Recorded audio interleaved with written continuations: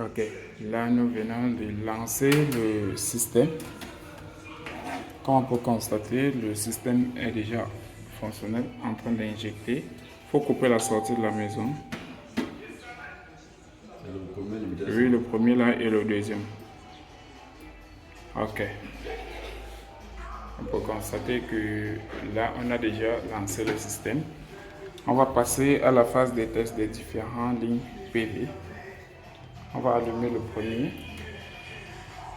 Vous pouvez voir apparaître là. PV1. On va allumer le deuxième. Il allume. Ouais. Ok. PV2. On peut voir là. PV1, pardon. PV1, le deuxième ondulaire, bien sûr. On va soulever l'autre PV. Vous pouvez voir ici. PV2. Oui, PV2. Le AC est à 0. On va un peu essayer de checker d'abord avant de continuer. Batterie 51 volts.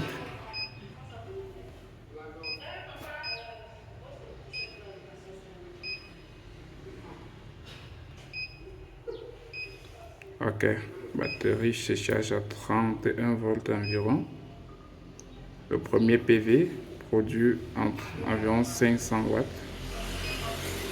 Le second PV, pardon, 500 watts, oui, environ 305 volts. Donc, le second PV produit environ 1 kg.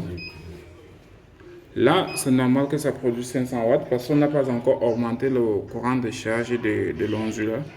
Donc, du coup, son courant de charge est maximisé à 30 ampères. Donc, du coup, on va augmenter tout à l'heure là afin que le PV là puisse produire au maximum. Vu qu'on venait d'augmenter le système aujourd'hui. On va lancer le deuxième PV. Ça va apparaître là sur le deuxième onduleur. Ouais. PV2 disponible. Écartez ici.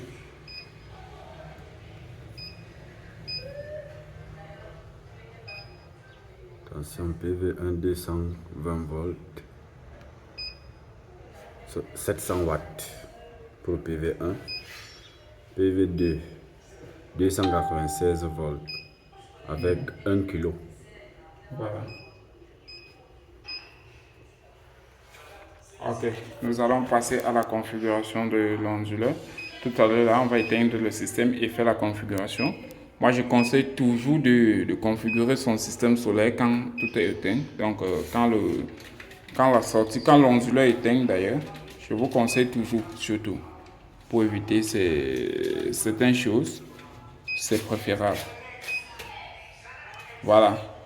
Donc, on est au marché 2 kW de charge, que ce soit sur le premier inverteur ou ou second inverteur, c'est normal d'après la configuration du système. Alors, on va refaire la configuration comme vous le connaissez. Malheureusement, ça ne sera pas devant les caméras, surtout. Voilà.